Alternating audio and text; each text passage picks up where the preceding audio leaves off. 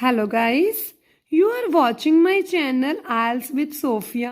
Guys ਮੈਨੂੰ ਬਹੁਤ ਸਾਰੇ ਕਮੈਂਟ ਰਿਸੀਵ ਹੋਏ ਸੀ ਇਵਨ ਕਿ ਇੰਸਟਾਗ੍ਰਾਮ ਤੇ ਵੀ ਤੇ ਮੇਰੇ YouTube ਚੈਨਲ ਤੇ please make a video about writing task 2 ठीक है so that's why today I am making video about the introduction of the writing task 2 ਇੱਕ ਤੁਹਾਨੂੰ ਸਾਰਿਆਂ ਨੂੰ ਪਤਾ ਵਾ first impression is the last impression ठीक ਤੇ first impression ਤੁਹਾਡਾ ਕਿੱਥੋਂ ਪੈਣਾ task 2 ਦਾ introduction ਤੋਂ so that's why we will write introduction impressive way ठीक है कि ਤੁਹਾਡੀ ਇੰਟਰੋ ਵਧੀਆ ਹੋਏਗੀ ਦੈਨ ਤਾਂ ਹੀ ਐਗਜ਼ਾਮੀਨਰ ਅੱਗੇ ਪੜਨ ਦਾ ਮਨ ਹੋਵੇਗਾ ਕਿ ਜੇਕਰ ਤੁਹਾਡੀ ਇੰਟਰੋ ਹੀ ਵਧੀਆ ਹੋਗੀ ਹੋ ਸਕਦਾ ਐਗਜ਼ਾਮੀਨਰ ਸਿੱਧਾ ਹੀ ਤੁਹਾਨੂੰ ਬੈਂਡ ਸਕੋਰ ਦੇ ਦੇਵੇ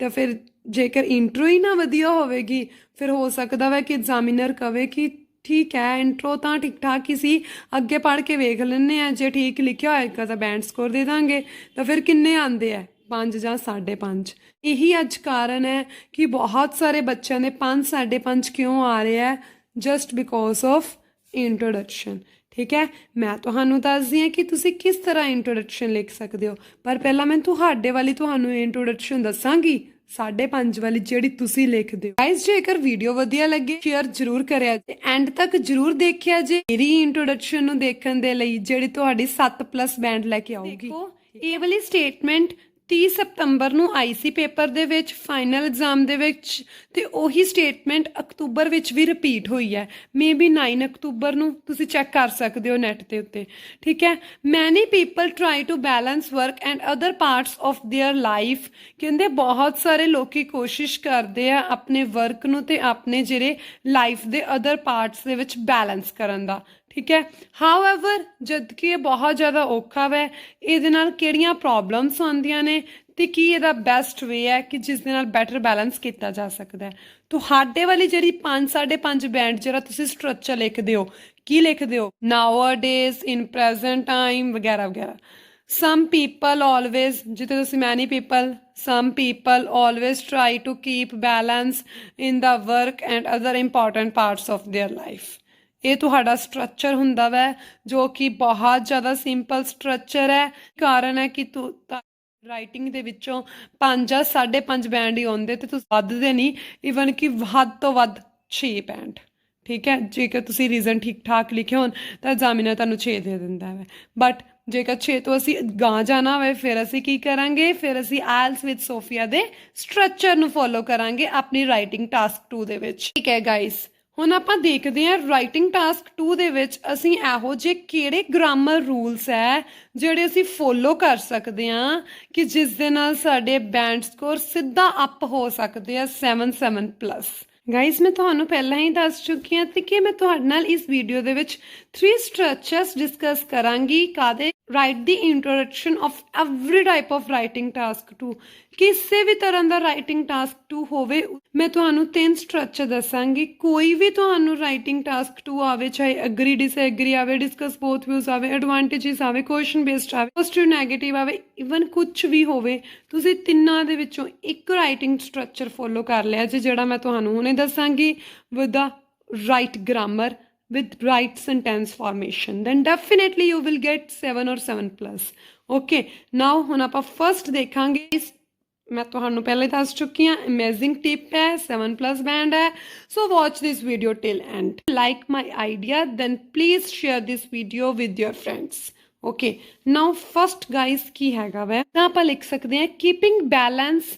is significant between work and remaining parts of life while it is too hard to maintain ਮੇਰੇ ਖਿਆਲ 'ਚ ਤੁਹਾਨੂੰ ਪਤਾ ਲੱਗ ਹੀ ਗਿਆ ਹੋਵੇਗਾ ਕਿ ਕੀਪਿੰਗ ਦਾ ਮੈਂ ਕਰ ਲਿਆ ਜੀਰੰਡ ਯੂਜ਼ ਵਰਬ ਦੀ first form plus ing while ਦਾ ਮੈਂ ਕਰ ਲਿਆ ਐਜ਼ ਅ ਕੰਪਲੈਕਸ ਠੀਕ ਹੈ ਕਿੱਥੇ ਤੁਸੀਂ ਕਹਿਣਾ ਕਿ ਬੈਲੈਂਸ ਰੱਖਣਾ ਬਹੁਤ ਜ਼ਿਆਦਾ ਇੰਪੋਰਟੈਂਟ ਹੈ ਉੱਥੇ ਤੁਸੀਂ ਸਟਾਰਟ ਸਿੱਧਾ ਕੀਤਾ ਜੀਰੰਡ ਤੋਂ ਤੇ ਜੀਰੰਡ ਦੇ ਵਿੱਚ ਆਲਸ ਨੂੰ ਬਹੁਤ ਜ਼ਿਆਦਾ ਇੰਪੋਰਟੈਂਟ ਤੇ ਫੇਵਰਟ ਪਾਰਟ ਮੰਨਿਆ ਜਾਂਦਾ ਹੈ ਗ੍ਰਾਮਰ ਦਾ ਠੀਕ ਹੈ ਕਿਉਂਕਿ ਇਹ ਤੁਹਾਡੇ ਬੈਂਡ ਵਧਾਉਂਦਾ ਵੈ ਘਟਾਉਂਦਾ ਨਹੀਂ ਹੈ ਵਰਬ ਦੀ ਫਸਟ ਫਾਰਮ ing ਇੱਥੋਂ ਤੁਹਾਨੂੰ ਪਤਾ ਲੱਗਦਾ ਵੈ ਕਿ ਤੁਸੀਂ ਗ੍ਰਾਮਰ ਤੁਹਾਨੂੰ ਆਉਂਦੀ ਹੈ ਠੀਕ ਹੈ ਕੀਪਿੰਗ ਬੈਲੈਂਸ ਇਜ਼ ਸਿਗਨੀਫਿਕੈਂਟ ਬਹੁਤ ਜ਼ਿਆਦਾ ਜ਼ਰੂਰੀ ਹੈ ਕੰਮ ਦੇ ਵਿੱਚ ਤੇ ਜਿਹੜੇ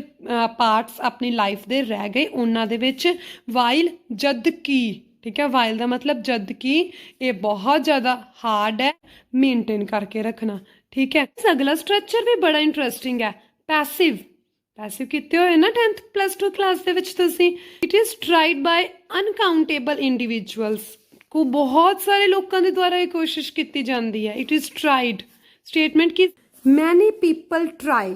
यही से ना। It is tried by uncountable individuals to maintain their work with other parts, work ਨੂੰ ਮੇਨਟੇਨ ਕਰਕੇ ਰੱਖਣਾ ਕਿੰਨਾ ਨਾਲ, with other parts of their life, ਆਪਣੀ ਲਾਈਫ ਦੇ ਦੂਸਰੇ ਪਾਰਟਸ ਦੇ ਨਾਲ। While it is too hard for them, ਜਦ ਕਿ ਬਹੁਤ ਜ਼ਿਆਦਾ ਮੁਸ਼ਕਿਲ ਉਹਨਾਂ ਦੇ ਲਈ। ਇੱਕ ਲਾਈਨ ਮੈਂ ਯੂਜ਼ ਕੀਤੀ, while it is too hard for them, ਸਾਰੀ ਇੰਟਰੋਡਕਸ਼ਨ ਦੇ ਵਿੱਚ। ਜਿੰਨੇ ਵੀ ਮੈਂ ਤੁਹਾਡੇ ਨਾਲ 3 ਮੈਥਡ ਸ਼ੇਅਰ ਕਰਨੇ ਅੱਜ, ਤੇ ਤਿੰਨਾਂ ਵਿੱਚ ਮੈਂ ਇੱਕ ਹੀ ਲਾਈਨ ਯੂਜ਼ ਕੀਤੀ ਹੈ, while it is too hard as a complex, ਠੀਕ ਹੈ, ਜਦ ਕਿ ਇਹ ਬਹੁਤ ਜ਼ਿਆਦਾ ਔਖਾ ਵਾ। ਪਰ ਸਟਾਰਟਿੰਗ ਮੈਂ ਕੀ ਕਰ ਦਿੱਤੀ, ਡਿਫਰੈਂਟ ਕਰਤੀ। ਪਹਿਲਾਂ ਤੁਹਾਨੂੰ ਜੀਰਨ ਦੇ ਨਾਲ ਦੱਸ ਦਿੱਤਾ, ਹੁਣ ਤੁਹਾਨੂੰ ਦੱਸ ਦਿੱਤਾ ਪੈਸਿਵ ਦੇ ਨਾਲ, ਕਿ ਆਬਜੈਕਟ ਅੱਗੇ ਆ ਜਾਂਦਾ ਵਾ, ਬਾਈ ਲੱਗ ਜਾਂਦਾ, ਸਬਜੈਕਟ ਪਿੱਛੇ ਚੱਲ ਜਾਂਦਾ, ਵਰਬ ਦੀ ਥਰਡ ਫਾਰਮ ਲੱਗ ਜਾਂਦੀ ਹੈ। First impression is the last impression, always remember this thing. Impression ਤੁਸੀਂ ਪੈਸਿਵ ਤੋਂ ਹੀ ਪਾਤਾ, ਉੱਥੇ ਤੁਸੀਂ ਇੰਪ੍ਰੈਸ਼ਨ ਪਾਇਆ ਸੀ ਜੀਰੰਡ ਤੋਂ। ਦੇਖੋ ਤੁਸੀਂ ਇੰਪ੍ਰੈਸ਼ਨ ਕਾਹਦੇ ਨਾਲ ਪਾਣਾ ਵਾ,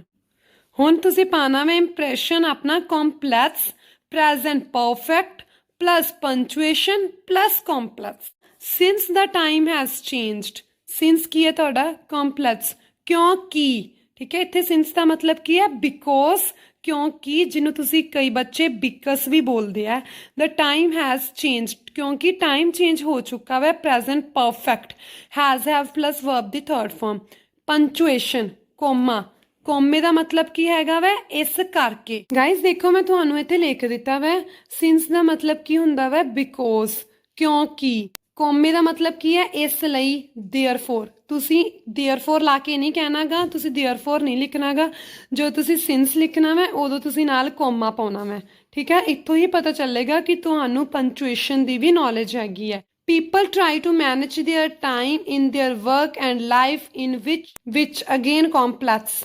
they are important part of it, however, but ਆਪਾਂ ਅੱਗੇ ਯੂਜ਼ ਕੀਤਾ ਸੀ while it is too hard, but it is too hard, ਪਰ ਇਹ ਬਹੁਤ ਜ਼ਿਆਦਾ ਔਖਾ ਹੈ, ਜਦ ਕਿ ਇਹ ਬਹੁਤ ਜ਼ਿਆਦਾ ਔਖਾ ਹੈ। ਹੁਣ ਤੁਸੀਂ ਕੀ ਕਰ ਲਿਆ, ਹਾਊਐਵਰ, ਜਦ ਕਿ ਇਸ ਦੇ ਉਲਟ ਇਹ ਕੀ ਹੈ, ਬਹੁਤ ਜ਼ਿਆਦਾ ਡਿਫਿਕਲਟ ਹੈ। ਜਦੋਂ ਤੁਸੀਂ ਹਾਊਐਵਰ ਯੂਜ਼ ਕਰਨਾ ਵੈ, ਉਸ ਤੋਂ ਬਾਅਦ ਤੁਸੀਂ ਕੋਮਾ ਪਾਉਣਾ ਵੈ, ਉਸ ਤੋਂ ਪਹਿਲਾਂ ਤੁਸੀਂ ਸੈਮੀਕੋਲਨ ਪਾਉਣਾ ਵੈ, ਠੀਕ ਹੈ। ਇਹ ਹਾਊਐਵਰ ਦਾ ਯੂਜ਼ ਹੁੰਦਾ ਵੈ। ਮੈਂ ਪਰਟੀਕੂਲਰਲੀ ਹਾਊਐਵਰ ਆਲਦੋ ਤੇ ਵੀਡੀਓ ਬਣਾਵਾਂਗੀ, ਜਿਸ ਦੇ ਵਿੱਚ ਤੁਹਾਨੂੰ ਚੰਗੀ ਤਰ੍ਹਾਂ ਸਮਝ ਲੱਗ ਜਾਏਗਾ ਕਿ ਹਾਊਐਵਰ ਦੇ ਪਿੱਛੇ ਕੀ ਹੈ, ਕੋਮਾ ਪਾਣਾ, ਤੇ ਇਸ ਤੋਂ ਪਹਿਲਾਂ ਕੀ ਪਾਣਾ, ਤੁਸੀਂ ਸੈਮੀਕੋਲਨ ਪਾਣਾ ਮੈਂ। ਓਕੇ, ਸਿੰਸ ਕੀ ਹੈ ਤੁਹਾਨੂੰ ਪਹਿਲਾਂ ਦੱਸ ਰਹੀ ਹਾਂ, ਕੰਪਲੈਕਸ ਹੈ, perfect, has verb the third form, punctuation ਤੁਸੀਂ ਕੋਮਾ ਲਗਾਇਆ, ਕੰਪਲੈਕਸ ਤੁਸੀਂ ਹਾਊਐਵਰ ਲਾ ਕੇ ਬਣਾਇਆ, ਠੀਕ ਹੈ। ਗਾਇਜ਼ ਮੈਨੂੰ ਪੱਕਾ ਵਿਸ਼ਵਾਸ ਹੈ ਆਪਣੇ ਆਪ ਤੇ ਕਿ ਜਿਹੜੀਆਂ ਵੀ ਮੈਂ ਤੁਹਾਡੇ ਨਾਲ ਅਮੇਜ਼ਿੰਗ ਟਿਪਸ ਸ਼ੇਅਰ ਕੀਤੀਆਂ ਮੈਂ, please follow these amazing tips in your writing task too, especially in introduction, so that you can get 7 or 7+ band score in a easy way, ठीक है। गाइस हार्ड वर्क घट करया करो, smart work ज़्यादा करया करो, ठीक है। फर्स्ट इंप्रैशन अपना इंट्रोडक्शन ही हैगी है, तो लास्ट इंप्रैशन केड़ा तुहाडा कंक्लूजन। एक वीडियो दे विच मैं तुहानू दसांगी कि तुसीं कंक्लूजन नू किद्दां इंप्रैसिव बना सकदे हो, ठीक है सी ना अमेजिंग टिप्स 7+ बैंड वाली। ओके गाइज, जेकर तुहानू मेरिया ये 3 स्ट्रक्चर्स वधिया लगे है writing task 2 they introduction they, then please share this video more and more with your friends, so that your friends can also take benefit from my video. Okay guys, bye bye, God bless to all of you. Now we will meet in